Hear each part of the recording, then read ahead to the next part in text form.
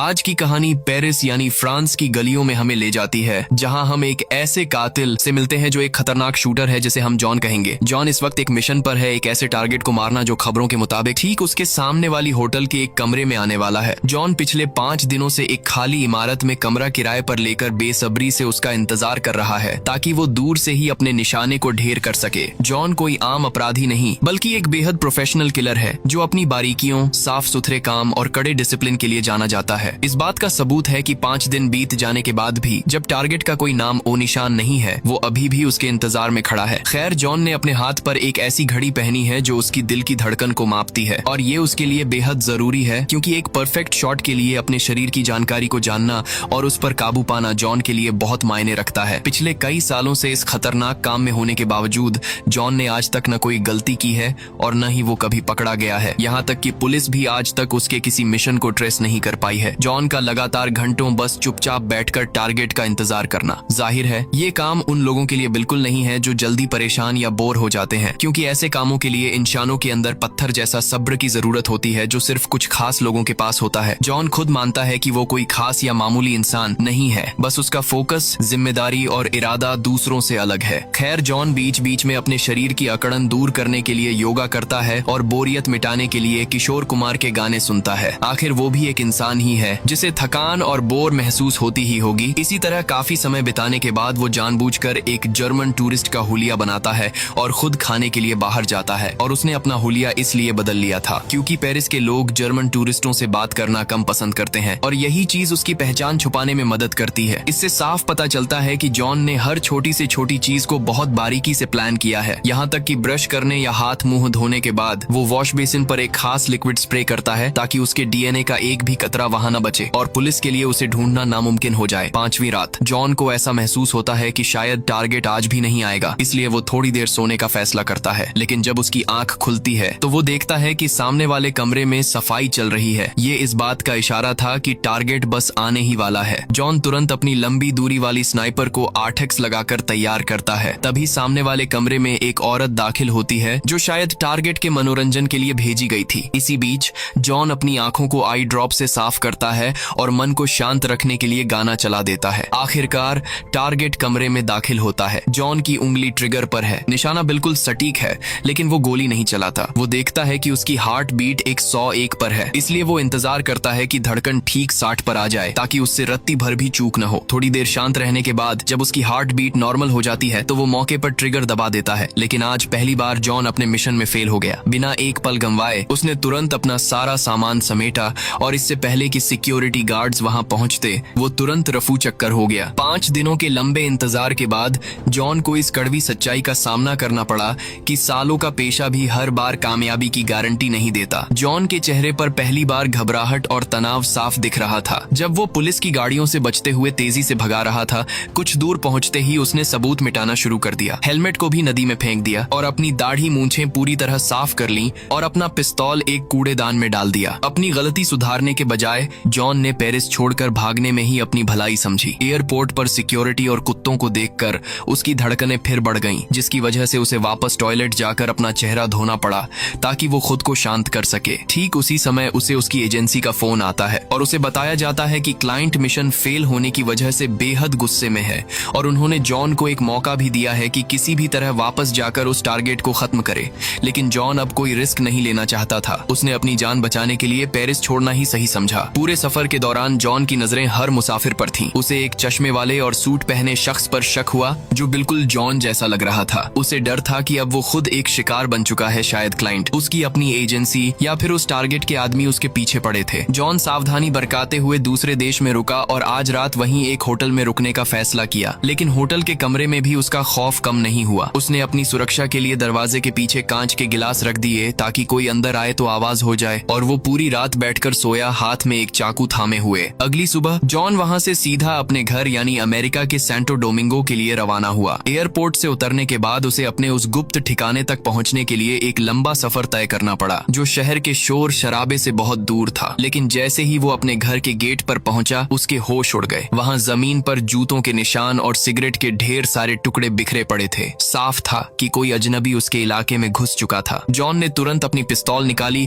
और अंदर की तरफ दौड़ गया। जॉन के होश उड़ गए जब उसने उसने देखा कि उसका घर पूरी तरह तहस नहस हो चुका था और हर तरफ खून के धब्बे बिखरे थे। उसे अपने घर या दौलत की चिंता नहीं थी, उसे फिक्र थी अपनी प्यारी पत्नी की जो अकेली थी। पुलिस से संपर्क करने पर पता चला कि उसकी पत्नी आईसीयू में भर्ती है क्योंकि किसी अनजान हमलावर ने उस पर जानलेवा हमला किया था। अस्पताल पहुंचकर जॉन का दिल दहल गया। उसकी पत्नी का चेहरा सूजा हुआ था और कई जगह टांके लगे हुए थे। वहां मौजूद जॉन के साले ने बताया कि हमलावर दो थे, एक मर्द और एक औरत, जो एक हरे रंग की टैक्सी से आए थे जिस पर पीले रंग का लोगो था, और उन्होंने धमकी दी थी कि अगर उसकी पत्नी ने सच नहीं उगला तो वो उसका इससे भी बुरा हाल करेंगे। जब जॉन की पत्नी को होश आया तो उनकी खामोशी ने सब बयां कर दिया। वो जॉन के असली काम के बारे में जानती थी, लेकिन उसने अपनी जान जोखिम में डालकर भी जॉन की पहचान गुप्त रखी। अपने पति के लिए उसका प्यार इतना बड़ा था कि उसने मरते दम तक जुबान नहीं खोली। अपनी पत्नी की ये हालत देखकर जॉन के अंदर बदले की आग भड़क उठी। उसने अपने घर के आंगन की जमीन खोदी और अपना वो सारा सामान निकाला जिसे वो काम के लिए इस्तेमाल करता था। अपने साले से मिली टैक्सी की जानकारी के आधार पर जॉन पूरे शहर में उस खास गाड़ी को ढूंढने लगा। दिन भर की मशक्कत के बाद आखिरकार उसे वो टैक्सी मिल गई। उसने ड्राइवर का पीछा किया और उस टैक्सी कंपनी के हेड ऑफिस तक पहुंचाया। वहां से उसने उस ड्राइवर का पता लगाया जो घटना वाले दिन ड्यूटी पर था। फिर जॉन एक सवारी बनकर उस ड्राइवर की टैक्सी में बैठ गया और उस ड्राइवर को पिस्तौल की नोक पर एक सुनसान जगह ले गया। ड्राइवर ने डरते हुए बताया कि वो दोनों मुसाफिर लग रहे थे। औरत दुबली पतली थी और मर्द लंबा चौड़ा और खूंखार लग रहा था। सारी जानकारी मिलने के बाद जॉन ने बिना हिचकिचाए ड्राइवर को खत्म कर दिया ताकि कोई गवाह जिंदा न बचे। ड्राइवर की बातों से जॉन समझ गया कि ये हमलावर कोई मामूली गुंडे नहीं बल्कि उसी की तरह प्रोफेशनल किलर हैं। इसके बाद जॉन अपने अगले ठिकाने न्यू ऑरलियंस गया जहां उसकी एजेंसी का हेडक्वार्टर था। वहां पहुंचकर जॉन ने एक वैन किराए पर ली और अपने सीक्रेट ठिकाने से फेक आईडी, हथियार और जाली नंबर प्लेट्स जैसी जरूरत की चीजें इकट्ठा की। जॉन के दिमाग में एक खतरनाक प्लान चल रहा था। उसने साफ सफाई में इस्तेमाल किए जाने वाला एक बड़े डस्टबिन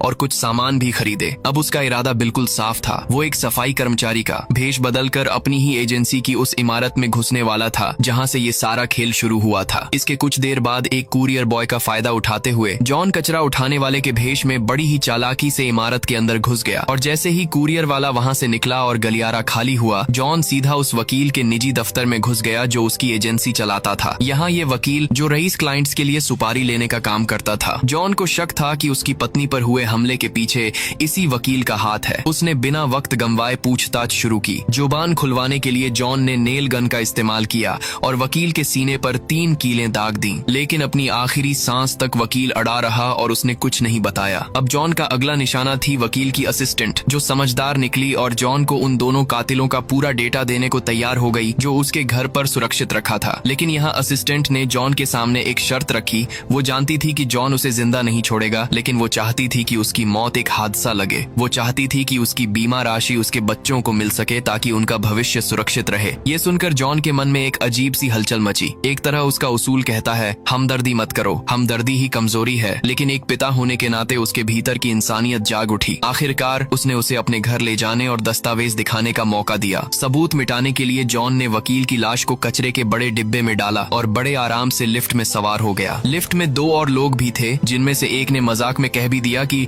कहीं इस डिब्बे में कोई लाश तो नहीं। उसे क्या पता था कि उसका मजाक हकीकत था। असिस्टेंट के घर पहुंचकर जॉन ने वो कागजात हासिल कर लिए। अपना वादा निभाते हुए जॉन ने सीढ़ियों के पास ही असिस्टेंट की गर्दन तोड़ दी ताकि उसकी मौत गिरकर हुई एक दुर्घटना लगे। इसके बाद जॉन ने वकील की लाश को ठिकाने लगाने के लिए दूसरे शहर निकल गया, जहां उसने सबूतों को समंदर में फेंका और वकील की लाश को एक सुनसान पुल के नीचे डाल दिया जहां पुलिस का पहुंचना नामुमकिन था। अब जॉन का अगला पड़ाव था फ्लोरिडा, जहां उन 2 हमलावरों में से एक रहता था। वहां पहुंचते ही जॉन ने देखा कि वो आदमी बिल्कुल वैसा ही था जैसा टैक्सी ड्राइवर ने बताया था, लंबा चौड़ा खूंखार चेहरा और साथ में एक खूंखार पिटबुल कुत्ता। जॉन ने सही वक्त का इंतजार किया और जैसे ही आधी रात हुई और वो आदमी गहरी नींद में सो गया, जॉन अपनी पिस्तौल लेकर अंदर घुस आया। लेकिन जैसा उसने सोचा था, काम उतना आसान नहीं रहा। जैसे ही जॉन हमला करने वाला था, उस खूंखार आदमी ने पीछे से उसे दबोच लिया। अब उन दोनों के बीच एक भयानक और खूनी लड़ाई शुरू हो चुकी थी। ताकत और शरीर की बनावट के मामले में भले ही जॉन उस खूंखार हमलावर से कमजोर पड़ रहा था, लेकिन जॉन के पास उससे भी बड़ा हथियार था। उसका शांत और तेज दिमाग, जॉन की फुर्ती और टैक्टिक्स के कारण वो आदमी बुरी तरह घायल हो गया, लेकिन अपनी आखिरी जान तक वो फिर से उठ खड़ा हुआ। हालांकि जॉन की सूझबूझ के आगे उसकी एक न चली और जॉन ने उसे मार दिया। लेकिन जैसे ही जॉन का काम पूरा हुआ, उस आदमी का पालतू पिटबुल कुत्ता अपने मालिक की मौत का बदला लेने के लिए जॉन की ओर झपटा। जॉन ने तेजी तेजी से भागकर जाली का दरवाजा बंद किया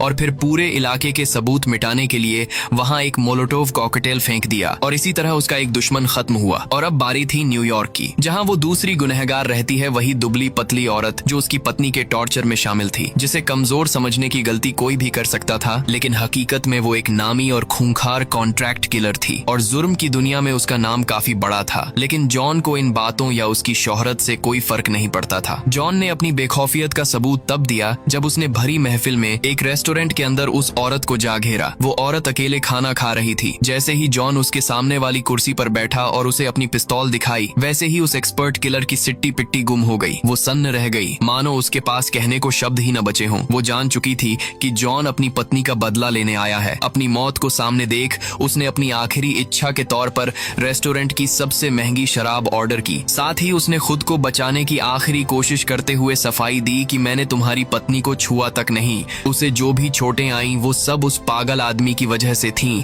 क्योंकि उसका काम करने का तरीका ही क्रूर था। ऐसे ही वो गिड़गिड़ाती रही, लंबी चौड़ी बातें बनाती रही, लेकिन जॉन पत्थर की मूर्ति की तरह चुप रहा। उसके चेहरे की खामोशी इस बात का सबूत थी कि अब बहुत देर हो चुकी है। जॉन उसे गन पॉइंट पर रेस्टोरेंट से बाहर एक सुनसान जगह ले गया। रास्ते में वो औरत अचानक फिसल गई और मदद के लिए हाथ बढ़ाया। एक पल को गन पॉइंट पर रेस्टोरेंट से बाहर लगा कि शायद जॉन को रहम आ जाए, लेकिन तभी जॉन को अपना वही पुराना उसूल याद आया, किसी पर भरोसा मत करो और दया मत दिखाओ। फिर जैसे ही उसने मदद के लिए हाथ बढ़ाया, जॉन ने बिना एक पल गनवाए उसके सिर में गोली मार दी। देखने में जॉन का ये कदम बेहद बेरहम लग रहा है, लेकिन ये उसका सबसे सही फैसला था, क्योंकि वो औरत उसे धोखा दे रही थी। उसके बाएं हाथ में एक छिपा हुआ चाकू था, जिससे वो जॉन पर वार करने ही वाली थी, लेकिन जॉन की सतर्कता ने उसे एक बार फिर मौत के मुंह से बचा लिया। दोनों हमलावरों का काम तमाम करने के बाद अब जॉन की नजर उस असली चेहरे पर थी जिसने इस पूरी मुसीबत को शुरू किया था, यानी कि उसका क्लाइंट, जो एक अमीर बिजनेसमैन था, जिसने अपने कारोबारी दुश्मन को रास्ते से हटाने के लिए जॉन को सुपारी दी थी। और ये चीज जॉन के लिए कोई नई बात नहीं थी। राजनीति से लेकर बिजनेस तक जॉन ने ऐसे कई घिनौने काम किए थे। उसे आज भी याद है जब उसने एक शख्स पर तेजाब फेंका था और आज तक पुलिस उसे छू भी नहीं पाई। खैर, जॉन सीधा क्लाइंट के आलीशान अपार्टमेंट पहुंचा, लेकिन वहां का दरवाजा एक स्पेशल डिजिटल कार्ड से खुलता था। जॉन ने जल्दबाजी नहीं की। उसने ऑनलाइन एक कार्ड डुप्लीकेटर मशीन मंगवाई